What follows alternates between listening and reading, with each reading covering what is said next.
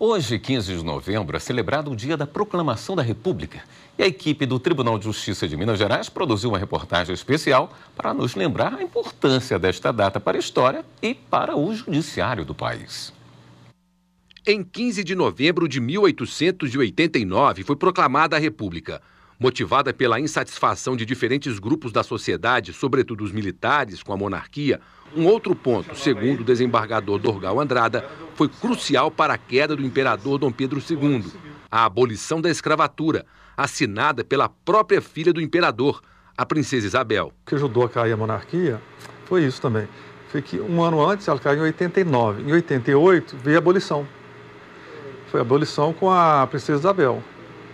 E tem um caso que é histórico, que é verdadeiro, eu esqueci o personagem que virou para ela e falou assim: você está assinando a abolição, a libertação dos escravos e está assinando a perda do trono.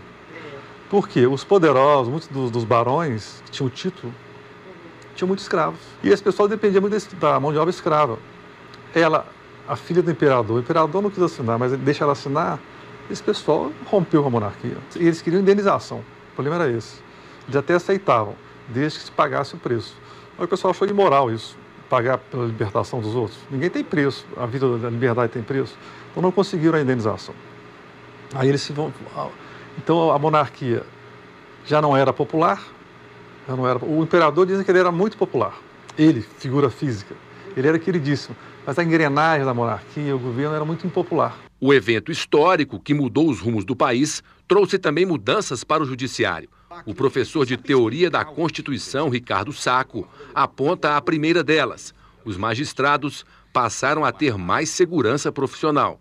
Houve, após a Constituição de 1891, o estabelecimento de garantias à magistratura que não existiam durante o período monárquico, com a Constituição de 1824. Na Constituição de 1824, era estabelecido que havia uma estabilidade para os magistrados, mas eles poderiam ser removidos do cargo e poderiam ser mudados de comarcas de acordo com a lei.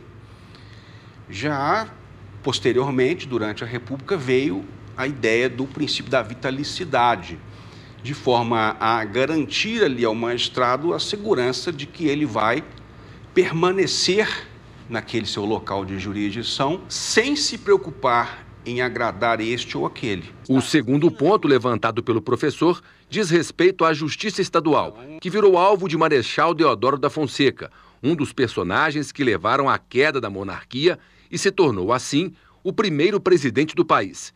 De acordo com Ricardo Sacco, o Marechal queria, após a proclamação da República, por fim, a Justiça Estadual. Os primeiros anos foi, no que se refere ao Poder Judiciário, um marco foi a tentativa de acabar com a Justiça Estadual, o que seria nefasto para o país. E não aconteceu por quê? Não conseguiu acabar por quê? Houve forte resistência, houve levantes contra o Marechal Deodoro da Fonseca. Alguns políticos conseguiram impor resistência, dentre eles Rui Barbosa, que sempre foi um defensor da liberdade, um defensor da democracia, e ele tomou para si o projeto e conseguiu que fosse aprovada a Constituição de 1891, mantendo o Poder Judiciário Estadual. Existem fatos curiosos nessa história. Um deles é que no Brasil monárquico os cartórios não existiam. Quem emitia, por exemplo, certidões de nascimento e casamento era a Igreja Católica. Quem explica isso em detalhes é o desembargador Dorgal Andrada. Outra mudança interessante foi essa, que com a República houve então a quebra da dissociação do Estado com a Igreja Católica. A Igreja Católica continuou normalmente, mas não pertencia mais o Estado, não passou a ser um Estado laico. O Estado não era oficialmente mais católico, como constava na Constituição anterior, né, a monarquia. E ele sendo laico, é curioso que na monarquia os registros de nascimento, casamento e falecimento de óbito eram feitos nas igrejas. Não tinha um registro civil fazendo isso. Você ia à igreja e fazia o nascimento, o registro de nascimento. O batismo era só quem quisesse. O nascimento, o casamento e o óbito na própria igreja. Então, você precisando de uma certidão de óbito, você ia na igreja durante a monarquia, e esse documento era oficial. Quando vem a República, não. Tudo que era da igreja tinha valor só para a igreja, não tinha valor mais para o Estado.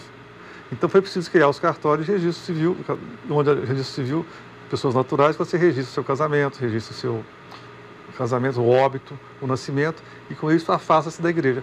Isso também é um movimento dentro do judiciário, né? O valor jurídico desses documentos passa a ser alterado justamente por causa da República. A República deixa de ser um Estado oficialmente católico. E todos os servidores, todos os juízes, os parlamentares puderam ser também não católicos. Antes não poderiam ser.